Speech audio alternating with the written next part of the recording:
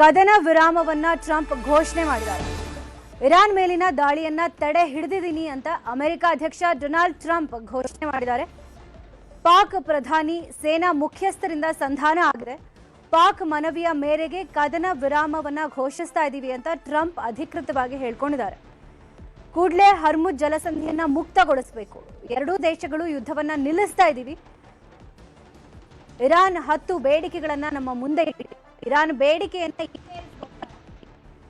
America ಅಧ್ಯಕ್ಷ Donald Trump ಘೋಷಣೆಯನ್ನ ಮಾಡಿರುವಂತದ್ದು ಸರ್ವನಾಶ ಮಾಡ್ತೀವಿ ಇರಾನ್ನ ಅಂತ ಹೇಳಿದ್ದಂತ ಅಮೆರಿಕದ ಅಧ್ಯಕ್ಷ ಕದನ ವಿರಾಮ ಆಗಿರುವಂತದ್ರ ಬಗ್ಗೆ ಮಾಹಿತಿಯನ್ನ ಕೊಟ್ಟಿದ್ದಾರೆ. ಸರ್ವನಾಶ ಆಗೋಗ್ಬಿಡುತ್ತೆ ಇರಾನ್, ಇವತ್ತು ರಾತ್ರಿ ನೋಡ್ತಾ ಇರಿ ಏನಾಗುತ್ತೆ ಅನ್ನುವಂಥದ್ದು ಹೇಳ್ತಾ ಇದ್ರು ಅಮೆರಿಕದ ಅಧ್ಯಕ್ಷ. ಈಗ ಪಾಕ್ ಪ್ರಧಾನಿ ಮತ್ತು ಸೇನಾ ಮುಖ್ಯಸ್ಥರಿಂದ ಸಂಧಾನ ಆಗಿದೆ. ಸೊ ಕದನ ವಿರಾಮವನ್ನ ಘೋಷಣೆ ಮಾಡಿದ್ದೇವೆ ಅಂತ ಹೇಳ್ತಾ ಇದ್ದಾರೆ. ಈ ಹಿಂದೆನೂ ಕೂಡ ಹಿಂಗೆ ಹೇಳಿದ್ರು. ಅದಾದ ನಂತರ ಇರಾನ್ ಬಗ್ಗಿರ್ಲಿಲ್ಲ. ಈಗ ಅಮೆರಿಕದ ಷರತ್ತುಗಳಿಗೆ ಒಪ್ಕೊಂಡ್ರ ಇರಾನ್ನವರು ಅಥವಾ ಪಾಕಿಸ್ತಾನ ಹೇಳ್ತು ಅನ್ನುವಂಥ ಕಾರಣಕ್ಕೋಸ್ಕರ ನಾವು ಸೈಲೆಂಟ್ ಆಗಿದ್ದೀವಿ, ಸಂಧಾನ ಆಗಿದೆ ಅನ್ನುವಂಥದ್ದನ್ನ ಹೇಳ್ತಾ ಇದ್ದಾರಾ ಗೊತ್ತಿಲ್ಲ. ಇರಾನ್ಗೆ 2 ವಾರಗಳ ಕಾಲಾವಕಾಶ ಕೊಡ್ತೀನಿ.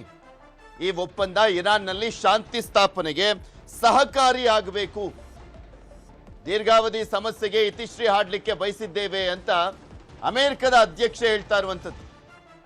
ಅಮೆರಿಕದ ಅಧ್ಯಕ್ಷ ಡೊನಾಲ್ಡ್ ಟ್ರಂಪ್ ಘೋಷಣೆಯನ್ನ ಮಾಡಿದ್ದಾರೆ. ಇಡೀ ವಿಶ್ವ ಯಾವ ನಿರ್ಧಾರ ಅಂದ್ರೆ ಟ್ರಂಪ್ ಮಾಡಿದ್ರಲ್ಲ ಸರ್ವನಾಶ ಆಗುತ್ತೆ ಇರಾನ್ ಅನ್ನುವಂಥದ್ದನ್ನ, ಸೊ ಅಂತಹ ಒಂದು ಹುಚ್ಚು ನಿರ್ಧಾರವನ್ನ ಮಾಡಿಬಿಡ್ತಾರಾ? ಸರ್ವನಾಶ ಮಾಡುವಂತ ನಿಟ್ಟಿನಲ್ಲಿ ಅಟ್ಯಾಕ್ ಅನ್ನ ಮಾಡಲಾಗುತ್ತಾ? ಪ್ರಮುಖ ಮೂಲಭೂತ ಸೌಕರ್ಯಗಳನ್ನ ಅಟ್ಯಾಕ್ ಮಾಡಲಾಗುತ್ತಾ? ಅಲ್ಲಿನ ಜನರ ಮೇಲೂ ಕೂಡ ದಾಳಿ ಆಗುತ್ತಾ ಅನ್ನುವಂಥ ಪ್ರಶ್ನೆಗಳೆಲ್ಲವೂ ಕೂಡ ಎದ್ದಿದ್ವು. ಪಾಕ್ ಸಂಧಾನದ ಬಗ್ಗೆ ಶ್ವೇತಭವನ ಮಾಹಿತಿ ಕೊಡಲಾಗಿರುವಂಥದ್ದು. ಶ್ವೇತಭವನದಿಂದ ವೈಟ್ ಹೌಸ್ ಕದನ ವಿರಾಮ ಒಪ್ಪಂದ ದೃಢಪಡಿಸಿರುವಂಥದ್ದು ಇರಾನ್.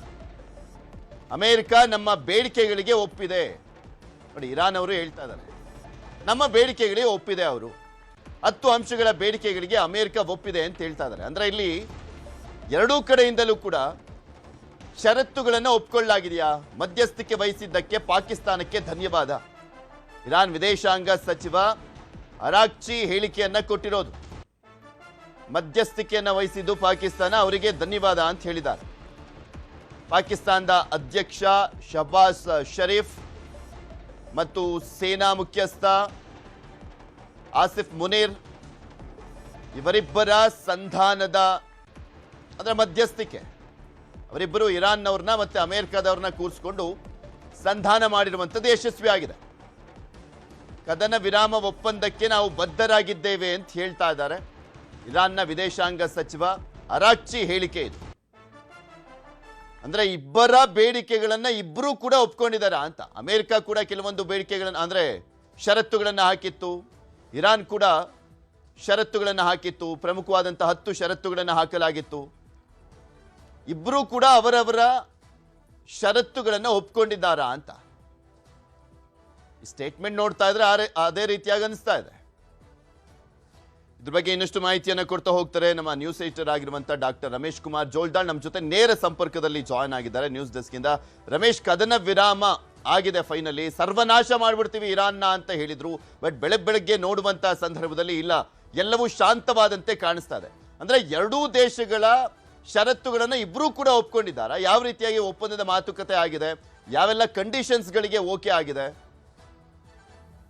ಪೃಥ್ವಿ, ಇವತ್ತು ಬೆಳಗ್ಗೆ 5:15 ಡೆಡ್ಲೈನ್ ಇತ್ತು ಟ್ರಂಪ್ ಕೊಟ್ಟಿದ್ದು, 48 ಅವರ್ಸ್ದು. ಇನ್ನೇನು 5:15 ದೊಡ್ಡ ಮಹಾಯುದ್ಧನೇ ಆಗ್ಬಿಡುತ್ತೆ, ಇಡೀ 4 ಗಂಟೆಯಲ್ಲಿ ಇರಾನ್ನೇ ಕಂಟ್ರೋಲಿಗೆ ತಗೊಂಡು ಸರ್ವನಾಶನೇ ಮಾಡಿಬಿಡ್ತಾರೆ ಅಂತ ಇಡೀ ಜಗತ್ತು ಒಂದು ರೀತಿ ಕುತೂಹಲ, ಕಾತುರ ಮತ್ತು ಭಯದಿಂದ ನೋಡ್ತಾ ಇತ್ತು. ಸದ್ಯಕ್ಕೆ ಆ ಯುದ್ಧದ ಘನಘೋರ ಯುದ್ಧದ ಆತಂಕ ದೂರ ಆಗಿದೆ. ಅದು ಗುಡ್ ನ್ಯೂಸ್. ಇವತ್ತು ಬೆಳಗ್ಗೆ ನೋಡೋದಾದರೆ ಇಲ್ಲಿ ಪ್ರಮುಖವಾಗಿ ಇರಾನ್ 10 ಕಂಡೀಷನ್ಸ್ ಇಟ್ಟಿತ್ತು ಅಮೆರಿಕಕ್ಕೆ. ಆ 10 ಕಂಡೀಷನ್ಗಳಿಗೆ ಟ್ರಂಪ್ ಒಪ್ಪಿದ್ದಾರೆ. ಸ್ವತಃ ಅವರೇ ಕೂಡ ಟ್ರೂತಲ್ಲಿ ಪೋಸ್ಟ್ ಮಾಡತಕ್ಕಂಥದ್ದು. ಪೃಥ್ವಿ, ಮೊದಲಿಗೆ ಇರಾನ್ನ ಕಂಡೀಷನ್ಸ್ ಏನಿತ್ತು ಅಂತ ನೋಡೋದಾದ್ರೆ, ಈ ತತ್ಕ್ಷಣಕ್ಕೆ ನಮ್ಮ ಮೇಲಿನ ಯುದ್ಧವನ್ನು ಅಮೆರಿಕ ಮತ್ತು ಇಸ್ರೇಲ್ ಎರಡೂ ದೇಶಗಳ ಯುದ್ಧವನ್ನು ನಿಲ್ಲಿಸಬೇಕು, ಮತ್ತು ಲೆಬನಾನ್ ಮೇಲೆ ಏನು ಹಿಜ್ಬುಲ್ಲಾ ಟೆರರಿಸ್ಟ್ ಮೇಲೆ ಏನೋ ದಾಳಿ ಮಾಡ್ತಾಯಿದ್ರು, ಲೆಬನಾನ್ ಮೇಲೆ ಏನೋ ಯುದ್ಧವನ್ನು ನಿಲ್ಲಿಸಬೇಕು, ಮತ್ತು ಹರ್ಮುಜನ್ನು ನಾವು ಓಪನ್ ಮಾಡ್ತೀವಿ, ಆದರೆ ಪ್ರತಿ ಅಡುಗೆಗೆ ನಾವು $2 ಮಿಲಿಯನ್ ಅಂದರೆ 18 ಕೋಟಿ ರೂಪಾಯಿನ ನಾವು ಟ್ಯಾಕ್ಸ್ ಸುಂಕ ಕಲೆಕ್ಟ್ ಮಾಡ್ತೀವಿ ಅಂತ ಹೇಳಿರ್ತಕ್ಕಂಥದ್ದು ಟ್ರಂಪು.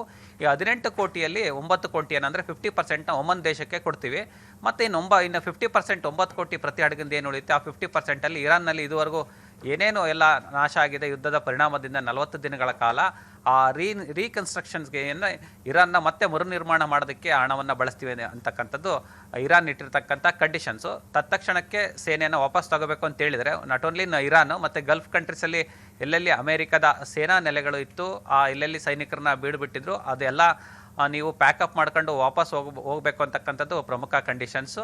ಹೀಗಾಗಿ ಮತ್ತೆ ಅಷ್ಟೇ ಅಲ್ಲದೆ ಯುದ್ಧದಿಂದಾಗಿ ಇರಾನ್ನಲ್ಲಿ ಏನು ನಷ್ಟ ಆಗಿದೆ ಅದಕ್ಕೆ ನೀವು ನಷ್ಟವನ್ನು ಭರ್ತಿ ಮಾಡಿಕೊಡ್ಬೇಕು. ಇಸ್ರೇಲ್ ಮತ್ತು ಇರಾನ್ ಇಬ್ಬರು ನೀವು ದಾಳಿ ಮಾಡಿದ್ರೆ ನಮ್ಮ ದೇಶದಲ್ಲಿ ಏನೆಲ್ಲ ಆರ್ಥಿಕ ನಷ್ಟ ಆಗಿದೆ ಅದು ಎಷ್ಟು ಲೆಕ್ಕಾಚಾರ ಆಗುತ್ತೆ ಅದನ್ನು ಕೂಡ ನೀವು ಭರ್ತಿ ಮಾಡಿಕೊಡ್ಬೇಕು ಅಂತಕ್ಕಂಥ ಕಂಡೀಷನ್ ಇಟ್ಟಿರ್ತಕ್ಕಂಥದ್ದು. ಮತ್ತು ಹರ್ಮುಜ್ ಜಲಸಂಧಿಯನ್ನು ನಾವು ಓಪನ್ ಮಾಡ್ತೀವಿ ಸದ್ಯಕ್ಕೆ ಅಂತ ಹೇಳಿದ್ದಾರೆ. ಇಲ್ಲಿ ಇರಾನ್ ಪ್ರಮುಖ 10 ಕಂಡೀಷನ್ಗಳು ನೋಡಿದ್ರೆ ಅಮೆರಿಕ ಆಲ್ಮೋಸ್ಟ್ ಆಲ್ ಒಪ್ಪಿದೆ, ಯಾಕೆಂದರೆ ಅದು ಟ್ರಂಪ್ ಕೂಡ ಒಪ್ಕೊಂಡಿದ್ದಾರೆ. ಆದರೆ ಇಲ್ಲಿ 15 ದಿನಗಳ ನಂತರ ಏನಾಗುತ್ತೆ ಅನ್ನೋದು ಪ್ರಮುಖ ಆಗುತ್ತೆ ಪೃಥ್ವಿ. ಯಾಕೆಂದರೆ ಅಮೆರಿಕ ಮೇನ್ ಟಾರ್ಗೆಟ್ ಇದ್ದಿದ್ದು ಹರ್ಮುಜನ್ನ ತನ್ನ ಕಸ್ಟಡಿ ತಗೋಬೇಕು, ನಾನು ಹಿಡಿತ ಸಾಧಿಸಬೇಕು ಅಂತಕ್ಕಂಥದ್ದು. ಅದು ಇಲ್ಲಿ ಸದ್ಯಕ್ಕೆ ಫೇಲ್ಯೂರ್ ಆಗಿದೆ, ಯಾಕೆಂದರೆ ಅದು ಇರಾನ್ ಕಂಟ್ರೋಲಲ್ಲೇ ಇರುತ್ತೆ. One thing. ಸೆಕೆಂಡ್ ಥಿಂಗು, ಕಾರ್ಗ್ ದ್ವೀಪದಲ್ಲಿ ಏನು ಆಯಿಲ್ ಇತ್ತು 90%, ಅದು ಆ ಕಾರ್ಗ್ ದ್ವೀಪವನ್ನು ನಾನು ಸೀಸ್ ಮಾಡ್ಕೋಬೇಕು, ಅದು ನನ್ನ ಹಿಡಿತದಲ್ಲಿರಬೇಕು ಅಂತ ಆ ಟ್ರಂಪ್ ಬಯಸಿದ್ರು, ಅದು ಕೂಡ ಇಲ್ಲಿ ಫೇಲ್ಯೂರ್ ಆಗಿದೆ. ಅಂದರೆ ಇಲ್ಲಿ ಇರಾನ್ನೇ ಒಂದು ರೀತಿಯ ಮೇಲುಗೈ ಸಾಧಿಸಿದಂತೆ ಮೇಲ್ನೋಟಕ್ಕೆ ಕಾಣಿಸ್ತದೆ. ಯಾಕೆಂದರೆ ಟ್ರಂಪ್ 3 ಸಲ ವಾರ್ನಿಂಗ್ ಕೊಟ್ಟಿದ್ದ ಡೆಡ್ಲೈನು, ಇದು 4ನೇ ಸಲ. 4 ನಿನ್ನೆ ಕಳೆದ 48 ಗಂಟೆಗಳಲ್ಲಿ ಸಾಕಷ್ಟು ಏನೋ ಪೋಸ್ಟ್ಗಳು ಬಂತು. ಟ್ರಂಪ್ ಭಾಷಣ ಕೂಡ ಮಾಡಿದರು, 83 ನಿಮಿಷ ಭಾಷಣ ಮಾಡಿದರು, ಹತ್ತತ್ರ 1.5 ಗಂಟೆ.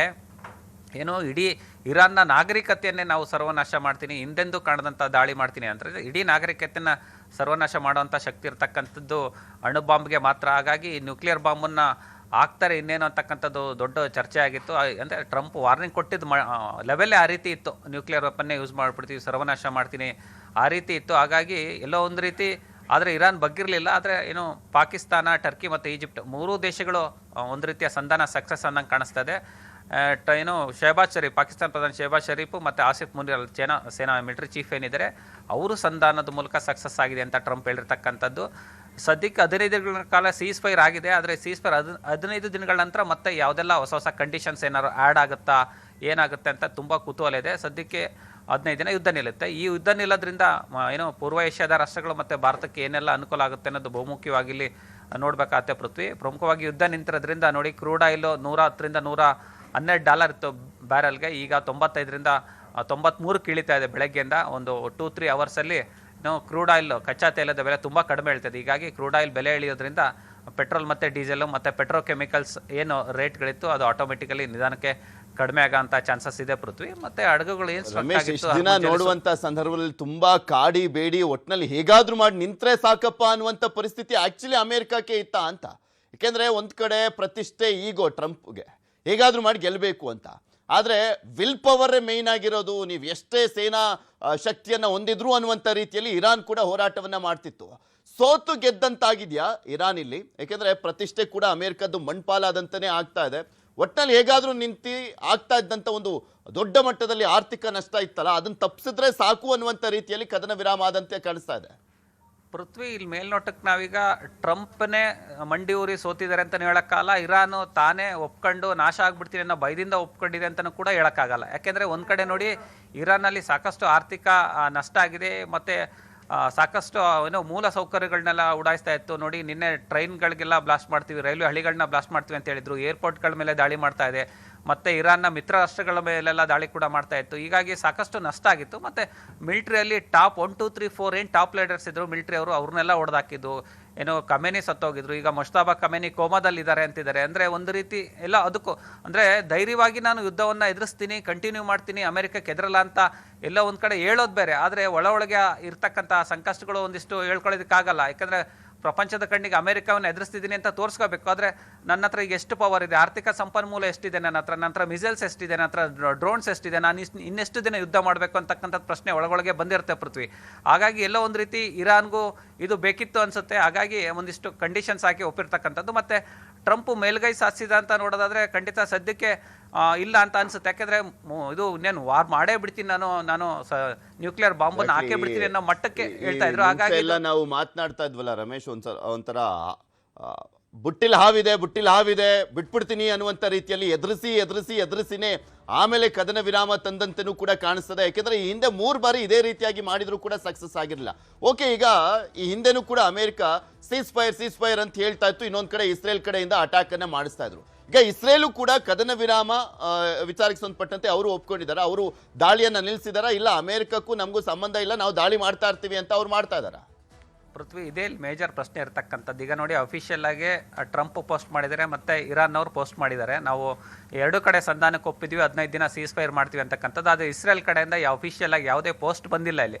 ಯಾಕೆ ಹಿಂದೆ 2-3 ಸಲ ಡೆಡ್ಲೈನ್ ಕೊಟ್ಟು ಸೀಸ್ ಫೈರ್ ಅನೌನ್ಸ್ ಮಾಡಿದಾಗ ಇಸ್ರೇಲು ತನ್ನ ಪಾಡಿಗೆ ತಾನು ಟ್ರಂಪ್ ಮಾತನ್ನು ಕೇಳದೆ ಇರಾನ್ ಮೇಲೆ ಸಾಕಷ್ಟು ಬಾರಿ ಅಟ್ಯಾಕ್ ಮಾಡ್ತಾ ಇತ್ತು. ಒಂದು ರೀತಿ ಏನೋ ನೆತನ್ಯಾಹು ಮತ್ತು ಟ್ರಂಪ್ ನಡುವೆ ಒಂದು ರೀತಿ ಬಿಕ್ಕಟ್ಟು ಸೃಷ್ಟಿಯಾಗಿತ್ತು. ನಿಮ್ಮ ಪಾಡಿಗೆ ನೀವು ನಾನು ಇಲ್ಲಿ ಸೀಸ್ ಫೈರ್ ಮಾಡೋಣ ಅಂತ ಹೇಳ್ತಾ ಇದ್ದೀನಿ, ಸದ್ಯಕ್ಕೆ ನಿಲ್ಸೋಣ ಅಂತ ಹೇಳ್ತೀನಿ, ನೀವು ಈ ರೀತಿ ಅಟ್ಯಾಕ್ ಮಾಡ್ತಿದ್ದೀರಲ್ಲ, ಇದು ಬೇಡ ಅಂತ ಒಂದು ಯುದ್ಧ ಈ 40 ದಿನಗಳ ಮಧ್ಯದಲ್ಲಿ ಸುಮಾರು 2 ಬಾರಿ ನೆತನ್ಯಾಹು ಮೇಲೆ ಟ್ರಂಪ್ ಒಂದು ರೀತಿ ಬೇಜಾರಾಗಿದ್ರು.